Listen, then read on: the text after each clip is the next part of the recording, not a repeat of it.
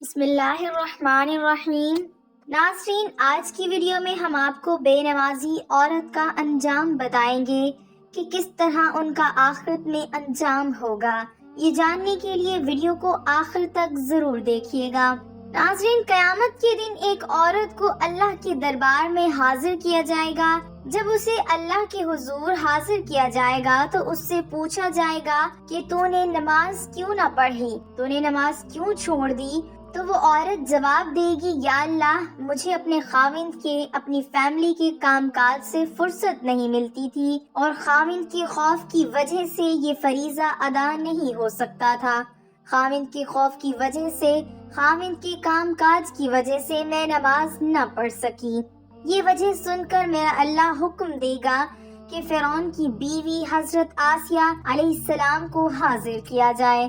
جب حضرت آسیہ علیہ السلام حاضر ہوں گی تو اس بے نمازی عورت کو کہا جائے گا کہ اب تو بتا کہ تیرا خاوند زیادہ ظالم تھا یا آسیہ کا خاوند فرعون زیادہ ظالم تھا؟ اللہ تعالیٰ فرمائے گا، دیکھو، آسیہ ایک ظالم شخص کی بیوی تھی، ایک ظالم بادشاہ کی بیوی تھی، اور کیسی عبادت گزار تھی، کیسی متقی پرہیزگار تھی، کیسی میری محبوبہ تھی۔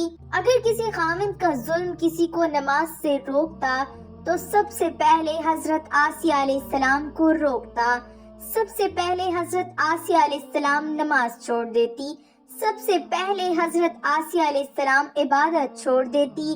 اس کے بعد اللہ فرمائے گا، اے بے نمازی عورت، خاوند کا تیرا عذر غلط ہے، تو خود غافل تھی اور غفلت کی وجہ سے تو نے نماز نہ پڑھی، غفلت کی ہی وجہ سے تو نے نماز کا دامن چھوڑ دیا، قرآن کا دامن، غفلت ہی کی وجہ سے تو نے میری عبادت کا دامن چھوڑ دیا۔ اس کے بعد اللہ تعالیٰ فرشتوں کو حکم فرمائے گا، اے فرشتوں، اس بدبخت اور بدقسمت عورت کو گھسیٹتے ہوئے لے جاؤ، جہنم میں داخل کر دو۔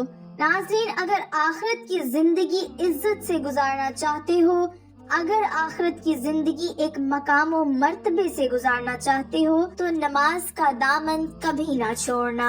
بنی اسرائیل کی ایک عورت حضرت سیدنا موسیٰ علیہ السلام کی خدمت میں حاضر ہوئی، عرض گزار ہوئی، اے اللہ کے نبی، مجھ سے ایک گناہ ہو گیا تھا، بعد میں نے توبہ بھی کر لی، آپ دعا کریں اللہ تعالیٰ میری توبہ قبول فرمائے اور میرے گناہ معاف فرمائے۔ حضرت موسیٰ علیہ السلام نے پوچھ ہی لیا، اے خاتون، تجھ سے کون سا ایسا گناہ ہوا ہے، کون سی ایسی غلطی ہوئی ہے، کون سی ایسی خطا ہوئی ہے کہ جس کی دعا کرانے تو اتنی دور سے میرے پاس آئی ہے؟ وہ بنی اسرائیل کی عورت کہنے لگی، اے اللہ کے نبی، مجھ سے گناہ یہ ہوا تھا کہ میں نے زنا کیا تھا اور میں حاملہ ہو گئی تھی، حاملہ ہوئی، مجھ سے ایک بچہ پیدا ہوا تو میں نے اپنے اس گناہ کو چھپانے کی خاطر، اپنی اس غلطی کو چھپانے کی خاطر میں نے اس بچے کو قتل کر دیا اور میں نے اسے مٹی کے سپرد کر دیا، یہی مجھ سے گناہ ہوا ہے۔ اے اللہ کے نبی، آپ دعا کریں اللہ تعالیٰ میری توبہ قبول فرمائے اور میرے گناہ معاف فرمائے۔ اللہ کے نبی نے جب سنا کہ اس عورت نے زنا کیا ہے جس کے سبب ایک بچہ پیدا ہوا، اس عورت نے اپنے اس گناہ کو چھپانے کی خاطر اس معصوم بچے کو قتل کر دیا۔ ایک انسان کا قتل پوری انسانیت کا قتل ہے۔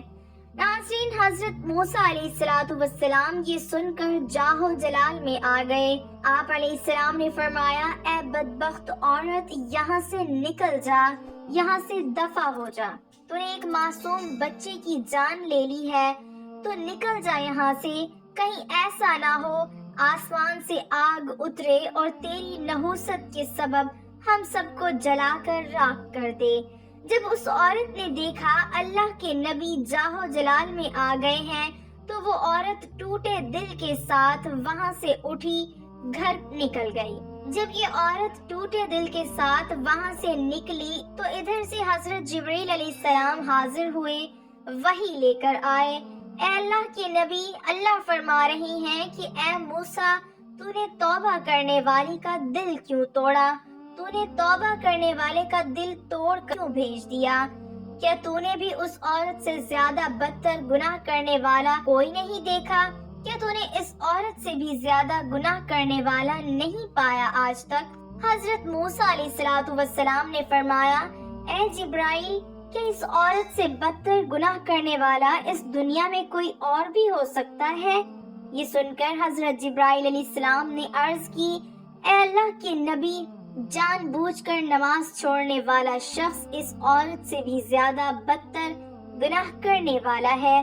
جو شخص جان بوجھ کر نماز چھوڑ دیتا ہے وہ نوجوان اس زانیہ عورت سے بھی بدتر گناہ کرنے والا ہے۔ خدا را اس گناہ سے بچیں، نماز کا دامن ہرگز نہ چھوڑیں۔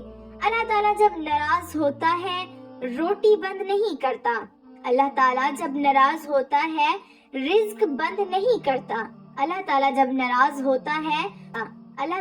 ناراض ہوتا ہے سورج کو حکم نہیں دیتا کہ فلاں شخص میرا نافرمان ہے، تیری کرنیں اس کے آنگن میں نہیں جانی چاہیے۔ نہیں، اللہ جب ناراض ہوتا ہے تو سجدوں کی توفیق چھین لیتا ہے۔ اے اللہ کے بندے، نماز پڑھ اس سے پہلے کہ تیری نماز پڑھی جائے۔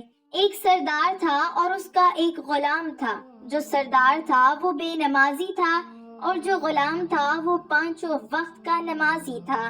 ایک دن یہ سردار اور یہ غلام کہیں جا رہے تھے۔ جاتے جاتے اذان کی آواز آئی۔ غلام نے کہا، سردار جی آپ یہاں ٹھہریں، میں جاتا ہوں نماز پڑھ کے آتا ہوں۔ سردار نے کہا، ٹھیک ہے جاؤ، جلدی واپس آنا، ہم نے آگے بھی سفر کرنا ہے، میں یہیں بیٹھ جاتا ہوں۔ غلام مسجد کی طرف گیا، اس نے مسجد کی دہلیز پر قدم رکھا، اس نے وضو کیا، مسجد کے اندر گیا، اس نے جماعت کے ساتھ نماز پڑھی۔ نماز پڑھنے کے بعد اس غلام نے قرآن اٹھایا اور اسے پڑھنے لگا۔ اب باہر بیٹھا سردار اس کے انتظار میں تھا۔ سارے نمازی نماز پڑھ کے واپس چلے گئے لیکن غلام باہر نہ آیا۔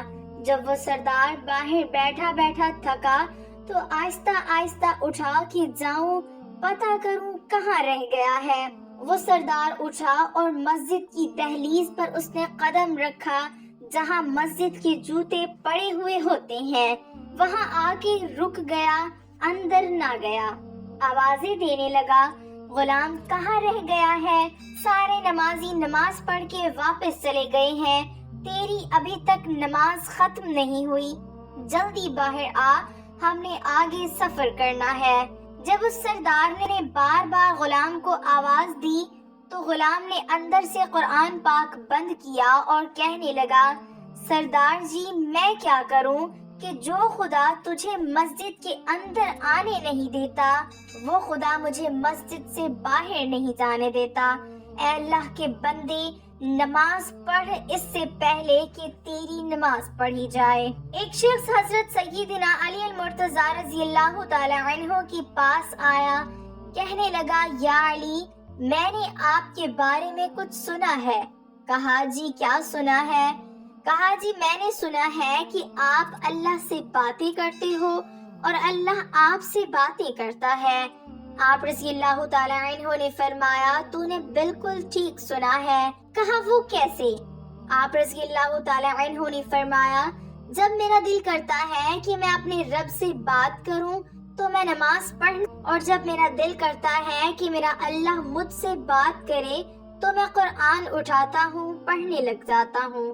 حضرت سیدنا علی مرتضی رضی اللہ تعالی عنہ نے اللہ سے فرمایا کہ اے اللہ، میں تیری عبادت تیری جنت کی لالچ کے لیے نہیں کرتا اور نہ ہی تو جہنم کے خوف سے کرتا ہوں۔